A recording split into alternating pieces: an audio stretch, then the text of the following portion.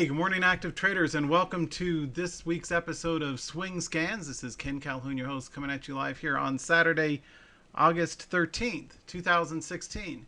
With our markets continuing to rally to new highs, I hope you all are doing well in your trades. You've seen how many successful alerts we had last week. Let's carry on with this week's updates. As always, all information's for educational use only. I'm not making advice about what to buy, sell, or hold, and by watching this screen, not to make actual trades.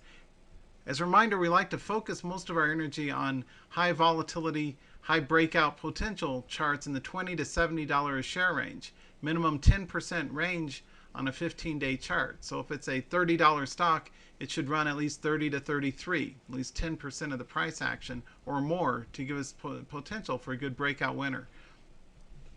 Volume should have at least 1 million shares a day, and our core patterns are things like professional 15-day high breakouts, cut breakouts, those that are following 90-day wide range candles, and also what I call acceleration ramps. You've got a steady uptrend followed by a sharper angle breakout that continues on up to new highs.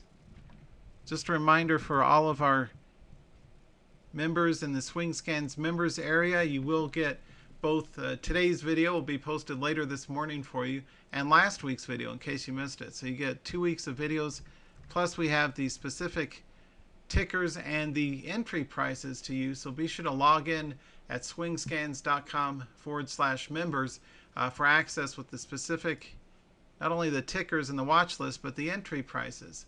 Now these have been carefully designed by myself to professionally keep you out of false breakouts where other services may have just good strong charts and that's it, but then people get stopped out because they buy a new high.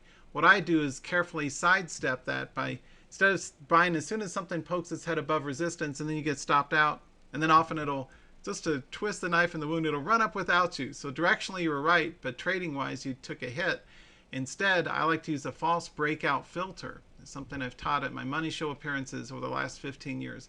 My stocks and commodities and active trader and equities.com articles and live seminars always have a false breakout filter, safety buffer is what I call it, above the obvious resistance, designed to keep you out of the false breakout but in on the continuation if in fact a new wave of buyers comes in to lift price action a new high.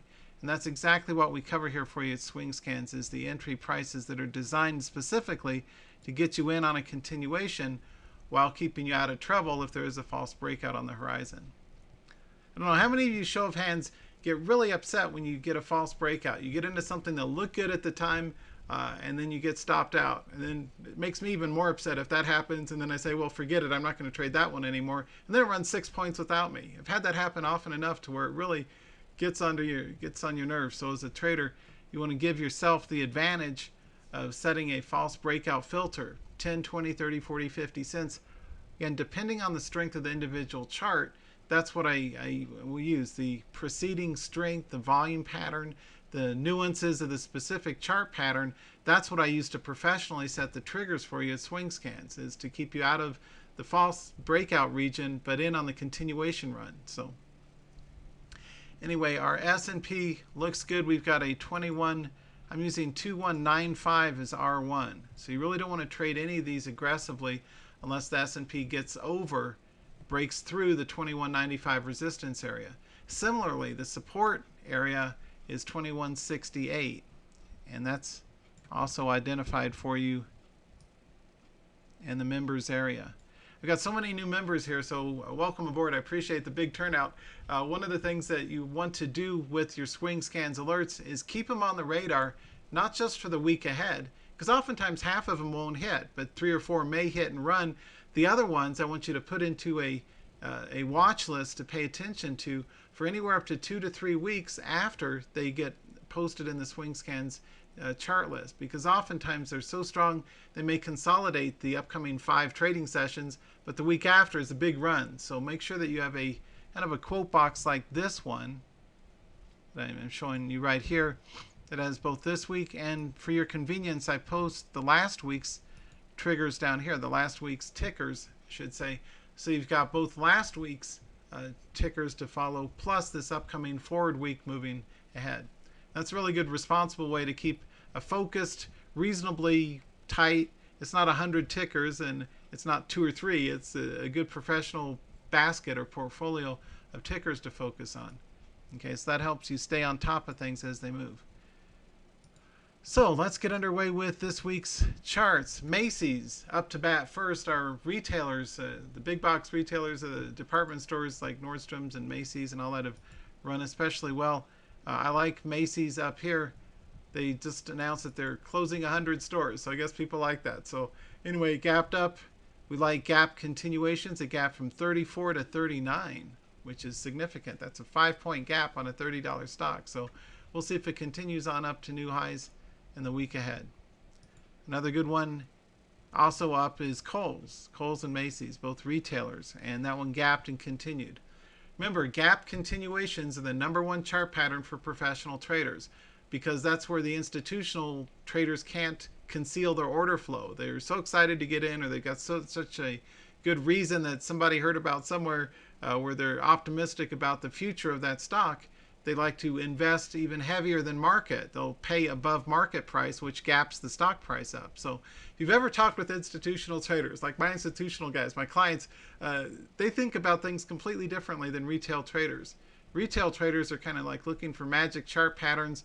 Institutional traders are looking for ROC, a return on capital, return on their investment capital, their trading capital, and they're looking for things that are likely to be not maybe home runs, but doubles or triples and make a small fortune for them and their clients. As retail traders, we need to follow, kind of like being the tugboat that's ahead of the big Titanic, but follow up with those kind of charts. All right, Karen, a good point. Yeah, right, Dominic, yeah, I agree. Yeah, so after you've been hit by false breakouts, what's really upsetting is if you get into something, you get stopped out, and then ultimately keeps running on up sharply.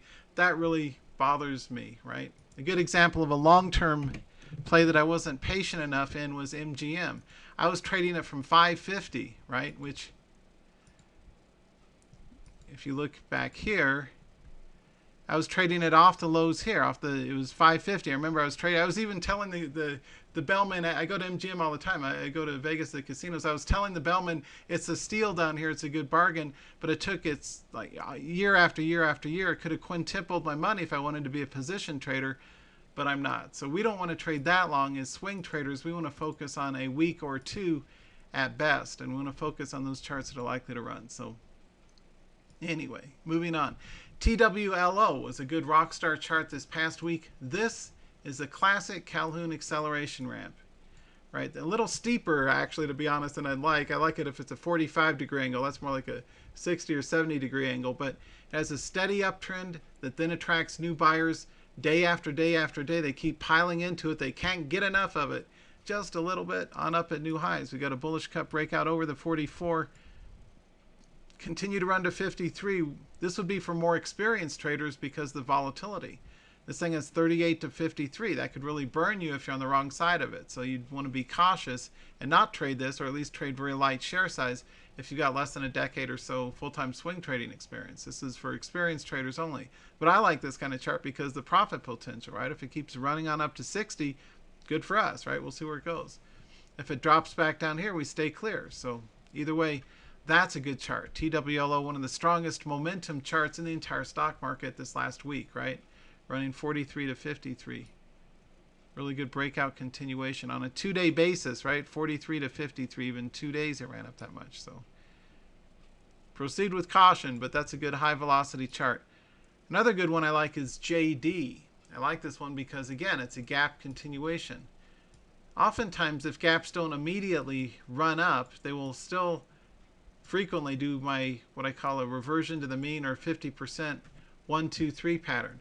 You can see articles I published at www.equities.com from years ago on this pattern. Other people have since copied it and they call it fancy names, but for many years, over a decade, I've taught traders the 50% bounce rule, and it's after it moves up and it comes back down to around half, it'll often resume its initial trend. In this case, is up, and so for that reason, we'll want to play this one if it breaks over the 25. Now again, to make the most out of the service, make sure you realize, so the long trigger is 25.3. So that means thou shalt not buy it at 25. You'll also not buy it at 25.05 or 25.10 or 25.20. So don't email me saying, Ken, I tried 25.10 and I got stopped out. Well, that's because I said wait till it gets over 25.30. So you have to be patient to make money as a trader.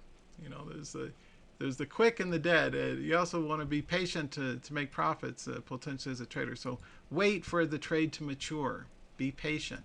Have discipline. Anyway, 25.30 makes sense, right? We expect it's going to break up near 25, maybe go to 25.10 or 20, and then get hammered down with the false breakout as all the institutional traders say, ha ha ha, we stopped you guys out. And then they come in and lift it up to 30 or something.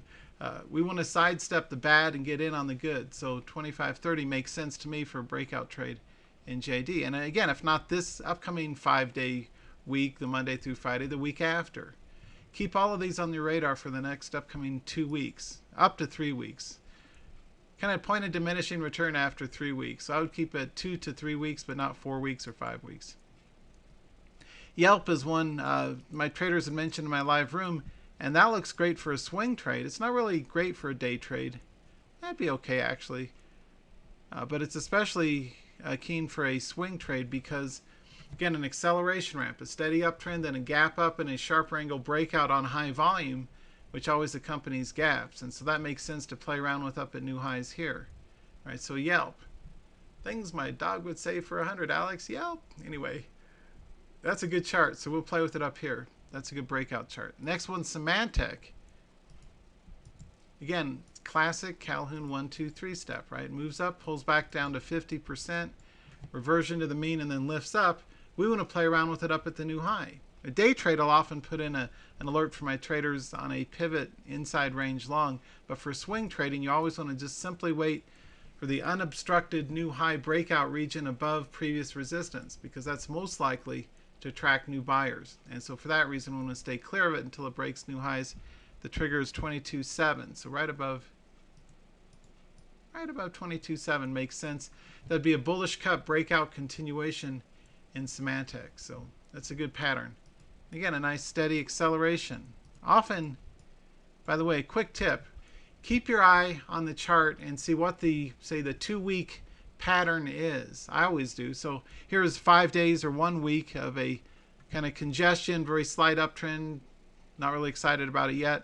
But here, they're all of a sudden getting excited. Somebody knows something. Right? You and I don't know all the information that the Wall Street insiders are privy to, but somebody knew something, and somebody put on a big buy order here, and eventually it worked out. It was 21, now it's up at 22.5. Anyway, when you see a story of new buying pressure coming into an instrument day over day, that tells you that somebody knows something and they're accumulating shares in anticipation of a big move. And oftentimes, whoever had been buying here sold the open to lock in a profit, right? So profit taking, it comes back down to the midpoint support, but then whoever knew whatever they knew to buy it there. So these guys were buying here, they're selling here, now they're rebuying over on this side of it, right after, and that's why this day is so big, is it's after a reversal day. So that led to a big up day. Yesterday also a reasonably good up day. So it looks healthy. We'll play around with it up at new highs on a breakout. But always deconstruct or reverse disassemble or whatever you call it. Reverse engineer the charts and figure out what did the buyers and sellers know that we don't know. And more importantly, how can we potentially make money on the right side of the chart? Like a colleague Alan would say, the hard right edge of the chart. How do you make money on the right side, in the upper right quadrant of the chart up here? So anyway, Symantec looks good. HZNP, a nice steady uptrend, right? Nice acceleration ramp. Same exact pattern. A move up, a gap up, a little pullback, and then it resumed the upward buying pressure. What you'll notice about these charts is that they're the best charts out there in the market, or among the very best charts for swing trades. And what sets these apart from any others out there is they have a kind of a sustainable history, right? Like buyers in charge, buyers in charge, buyers, buyers, buyers, buyers, buyers. They're all a story of new people coming in to acquire ownership of shares of that instrument, whether they're day traders or swing traders or longer term position traders. We don't care. We just care, can we buy at one price, sell at a higher price, make some money, then repeat and lather, rinse, repeat with that chart or other charts as they come on the radar each week for us. So another gap continuation runner. You're right, Harvey, these are 15-minute, 15-day candlestick chart patterns. We also look at the daily 90-day candlestick charts next, which I'll be doing in just a minute. But yeah, these are 15-minute, 15-day professional charts. Next one to pay attention to is QGen. I don't like the fact it's been consolidating forever, but I do like the fact that it's finally starting to eke its way up to a new multi-week high yesterday. I didn't let that escape my notice. It did get up to new highs. It closed at a 15-day high. That's kind of the ka-ching. That's the signal. We're at a 15-day high in the chart. And what I like about it is it had a gap up that attracted new buyers. And even though they let it kind of drift sideways for a couple of weeks, now the last couple of days it's starting to trend up here. So for that reason, it may be worth throwing a dart at it up at new highs, because it did a gap up, proving buyers were there. It continued up a couple of points after the gap, proving that additional buyers were there. Then it kind of went sideways as they kind of digested it. In the last couple of days, new buyers are coming in. So for that reason, it's a story of net buying pressure in this instrument, and it makes sense to work with up at new highs. And again, for all of you who are new, if you have any questions, feel free to post, and I'll stick around at the end of the session and answer questions. Another one, PE. This is one of my picks from last week. It was on the radar for us last week. Many of these others are still great. They just haven't hit yet, right? But PE and NVIDIA were two of the standout ones from last week. The reason I kept it on the radar for this upcoming week is it continues to get a steady uptrend continuation. Not only did it break out to new highs, but buyers continue to hammer away at it. They continue to lift the price day after day. And for that reason, I'd be in if it's able to take out new breakout strength above resistance. And the trigger on that one is 34.50. So we don't go long if it gets to 34.20. Neither do we go long if it gets to 34.30. We wait until it gets over 34.5. Now again, I have directions in the members area for how to manage if there's sometimes a gap. Sometimes these are so strong. What if it gaps to 35? Well, you can add 30 to 50 cents above the high and use that as a new reset trigger above the high of the gap, okay? Because they're so strong. My picks are always so strong. Sometimes you'll see some that'll gap up above an entry trigger. You just reset the trigger above the current day's gap high. You can work with it either that day or subsequent day. So good charts. Another one I've been calling long for the last month here in the swing scans has been NVIDIA, and it continues to perform exceptionally well for all of us. Congratulations if you're also trading NVIDIA, right? The thing's been a champ. I've been calling it since the 40s, I think, since way back in the 40s back here. I've been calling it long for swing scans members. Currently, we're all the way up at 63. Still looks good to me, right? A gap up, continuation. Did a gap, continuation, zigzag, pulled back, continued 50% retrace, and then it continued its uptrend, right? 1, 2, 3. Again, classic Calhoun 1, 2, 3 pattern. I don't care about this one until it takes out new highs. So I got a 63.8 long trigger for y'all. I expect if it's going to try and do a false breakout or again, sometimes it's intentional from the large cap market participants, but usually it's not. Often what will happen is just the price action momentum takes things up to previous resistance, and at that point people who are in from earlier long want to sell into resistance. So if I bought 61, I'd sell 63 all day long for a day trade. That's fine, and that's why it didn't take out new highs, because people were selling ahead of resistance. And so oftentimes, however, the reason why false breakouts occur, the more you talk to, I'm very thankful. I've got a lot of access to Wall Street top guys and institutional traders that tell me all this inside stuff that other people don't know. But oftentimes it's just a function of price momentum, where people are still buying it and it breaks above previous resistance. New traders will get in there, but experienced traders are starting to sell up there. And oftentimes just the sheer, like a body in motion will stay in motion, like a big Indiana Jones stone ball coming down the path. It's going to keep going. It'll break out to new high just above the previous resistance and then fade back down. You want to set your trigger above that false breakout region, and that's what I do here for you. So for that reason, I'd expect the false breakout would do its thing by 63.6 or 7.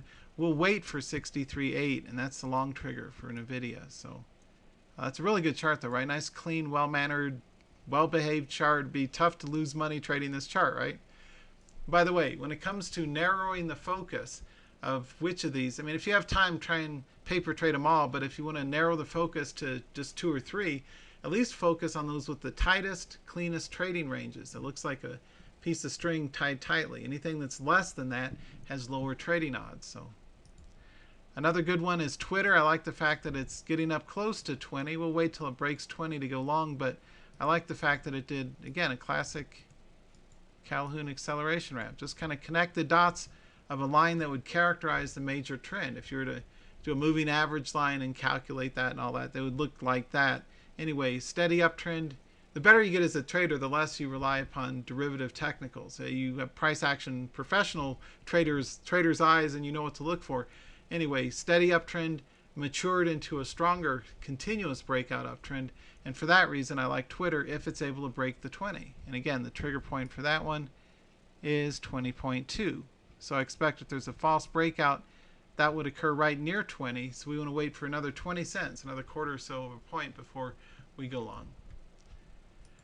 Next one, kind of a bounce play. I typically do not do bounces here, but SPWR, because it got cut in third, or 30% drop from 15 all the way down to 10, and only because it's kind of an ascending triangle off the lows here.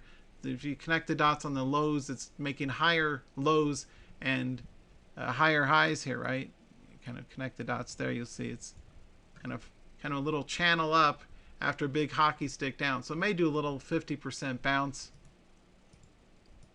Best case exit target, though, would be the 13, around the midpoint. So I'm not a big fan of pivot plays. They have to be extremely, two criteria, not only extremely sold off. I don't use the word oversold because there's no such thing. The next thing you know, this could be down at $3 a share. I've seen it happen. So you're cautious with this.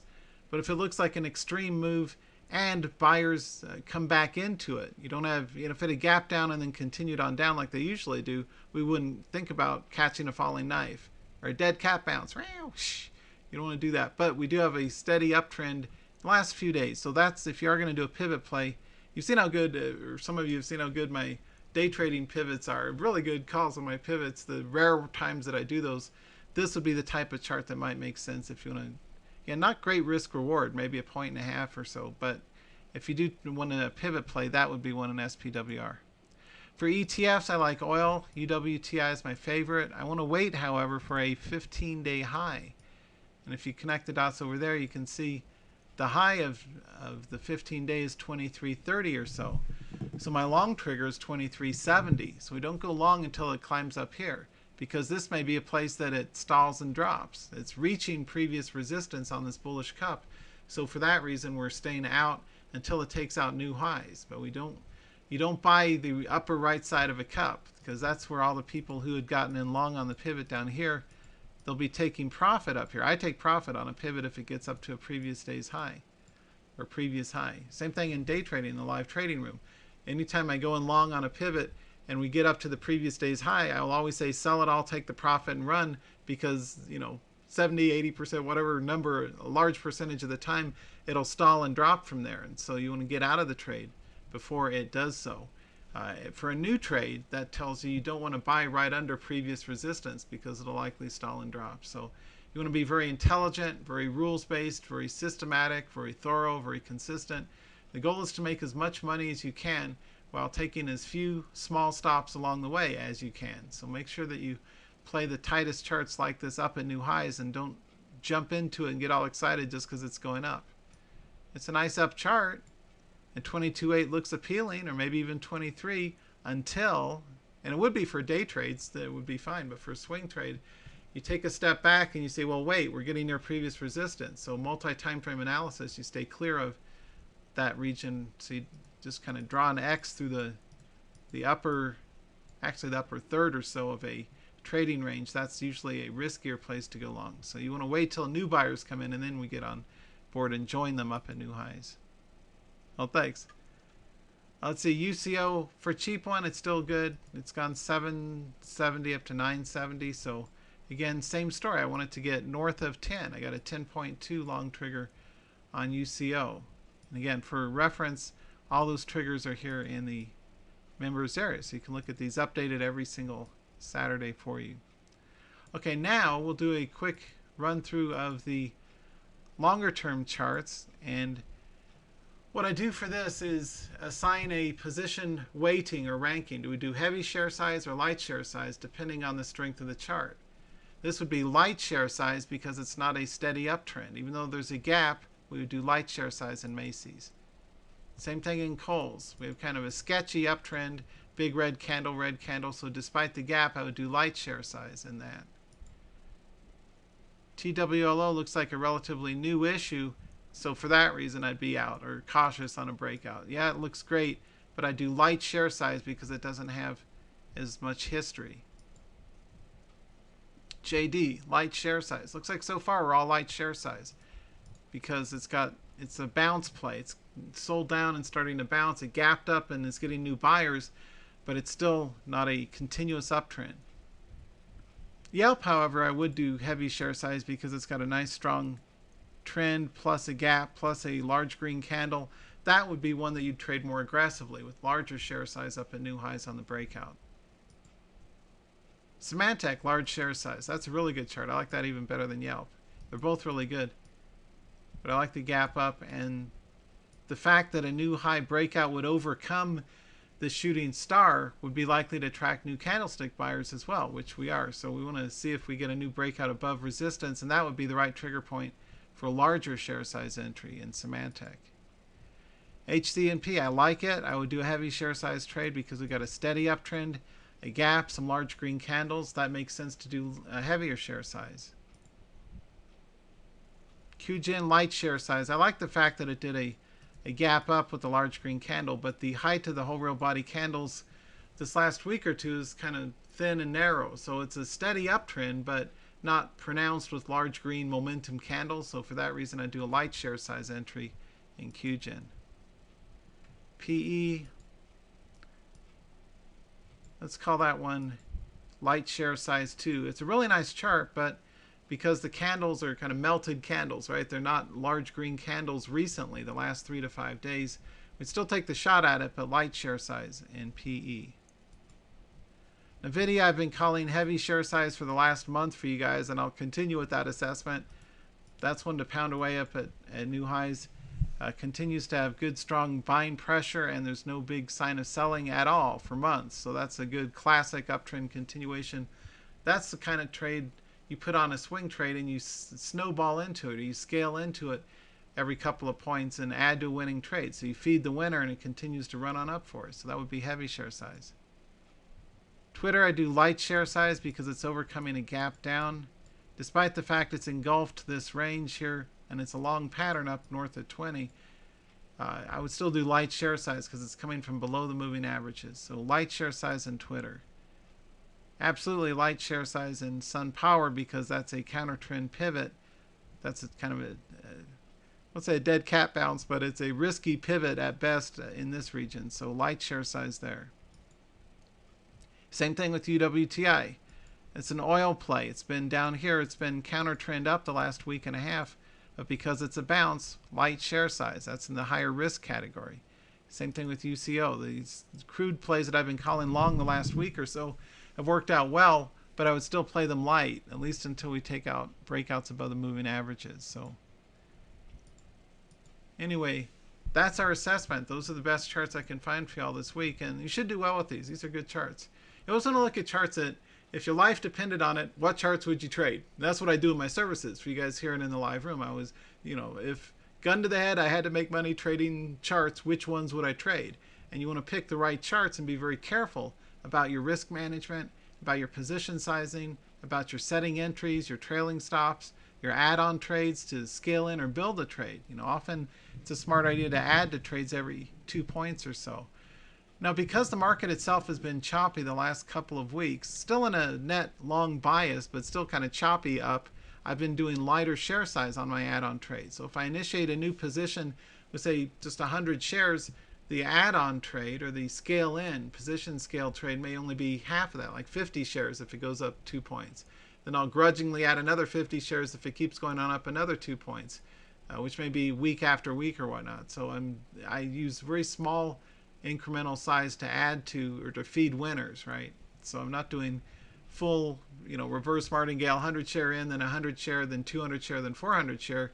I'm using actually the opposite, 100 share in, then add on 50 shares to stack onto it, then add another 50 if it keeps going up another couple of points.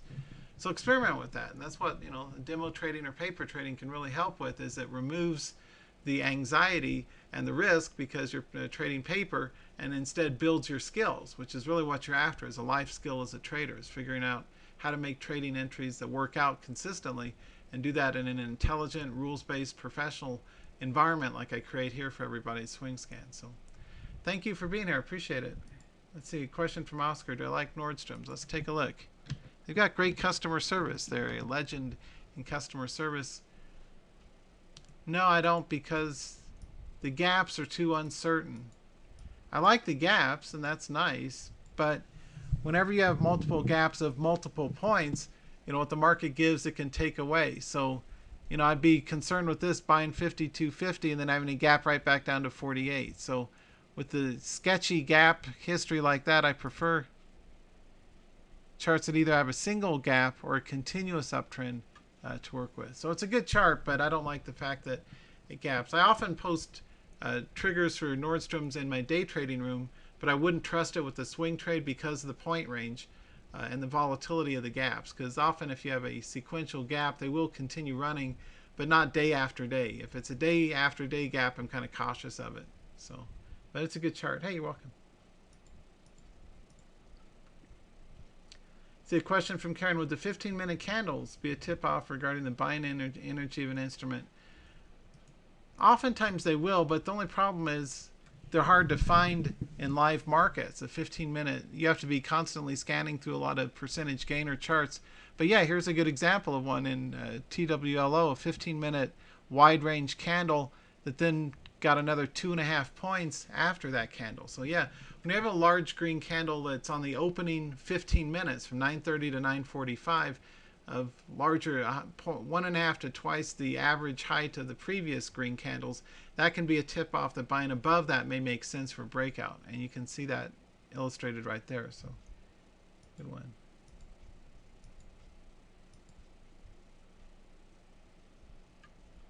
A question from Rollo about what does the percent column represent?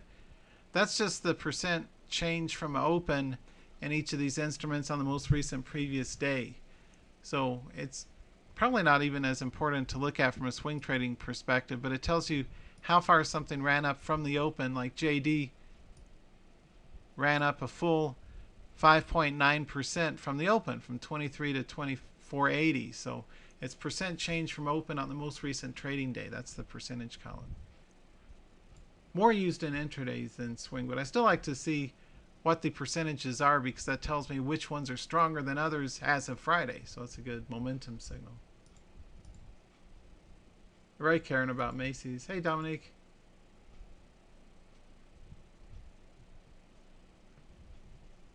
Let's see a question. Is it safe to say entry prices can be used as a minimum long entry and then watching subsequent price action will dictate? Yeah, you could do it that way.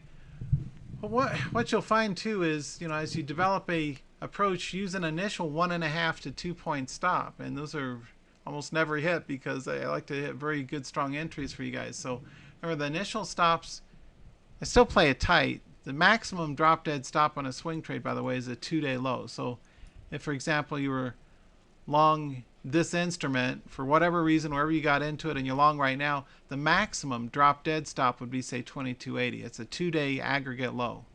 If you're in something that's moving up nicely, let's say, so for example, let's say you're in Symantec and you bought in here somewhere and now you're wondering what to do, the maximum stop would be, say, a dime or so right under the aggregate most 2 days price action low, which would be 21.6. And usually that should be within 1.5 points or 2 points maximum of that price. And that's only 1 point stop, which is very tight for a swing trade. But that's the correct stop level to use, would be 21.60. So whichever is tighter, a loss of a 2-day low or 2 points would be the maximum. Usually 1.5 points or 2 at most would be what you want to use for your swing trading stops. And same thing for scaling or position sizing. I like to add, once something's run up at least 2 points in my favor, I want to make even more money with the trade, right? Because I like to make money. So It just gives me a warm and fuzzy. The more money I make, the happier I am. Call me shallow, but I like to make lots and lots of money. Because actually, money is not money. What is money? The more money you have, the more what do you have? Three magic words. As you get older, the more money you have, the more blank, blank, blank do you have. Not like beautiful women chasing you, though. That was true back in the day. No more peace of mind. So the more money you make, the more peace of mind you get. And one of the things I like to do as a trader is always add every couple of points, even if it's a small size add-on trade. That's a good way, by the way, to start. Again, learn more about position sizing from my colleague, Dr. Van Tharp, who pioneered the concept. But it's a brilliant game changer because it can help wipe out losses by scaling into the winners that continue to run up for you. And then use a 2-point or 2-day low, whatever's tighter, trailing stop, so you don't get into trouble as you're building the trade, right? So that way you can scale in. And some of my best winning trades, my biggest money, real money swing trades have been those that I've scaled into or added to over the course of a couple of weeks, a week and a half or two. I may add every 3 or 4 days. If it keeps proving me right, I want to make more money with the trade. So think a little bit about how you may adapt position sizing or scaling to your own personal approach. And whenever I speak at the Money Show Traders Expos in New York and Las Vegas, I always ask, how many of you use position sizing? Or actually, I just say, how many of you add to your winning trades? Show of hands. And I only get like a third or a fourth of the people will do that. And I understand. I mean, I didn't either until 2006. So it took me many, many years, almost a decade, before I started using position sizing and scaling, either for day or swing trading.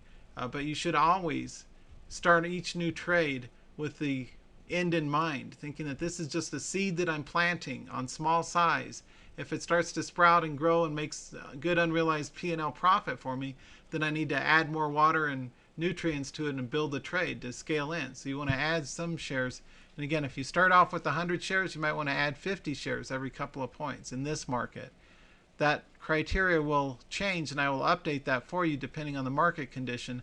But because the S&P has been largely in congestion zones in this past month in July and August, kind of box trading range, you want to use a more conservative position sizing approach or scaling approach.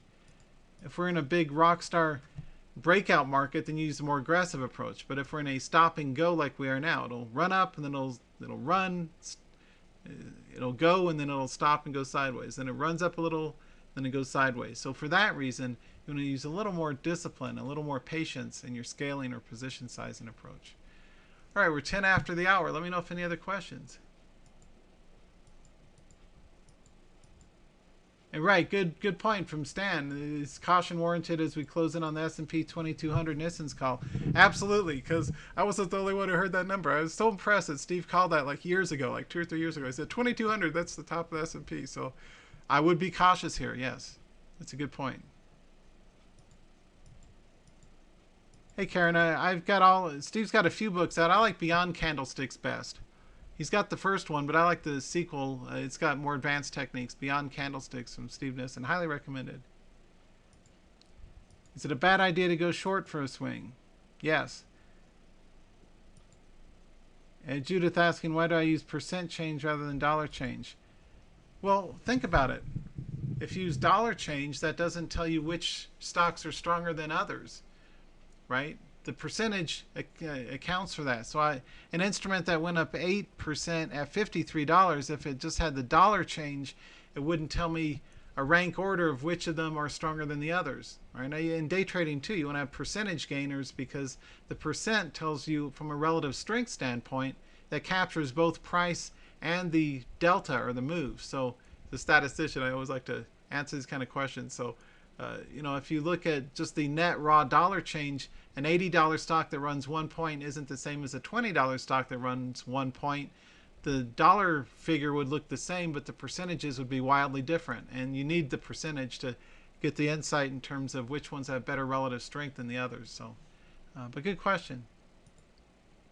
Oscar asking about BABA. Someone else had asked about that in the live room. I don't trade that one because it's way up there, right? It's 94 a share. I don't trade things like Alibaba and Priceline and Amazon and Google and Facebook because the your leverage isn't nearly as good, right? I'd rather trade something like TWLO that's half the price, but has more points of range to work with. So, good point. Hey, thanks, Damon. Appreciate it, man. It's another good session. Thank you. Yeah, you have a great weekend too. Well, thanks, Frank Sena. Enjoy the metaphors. Let's see. I think that's about it. Okay.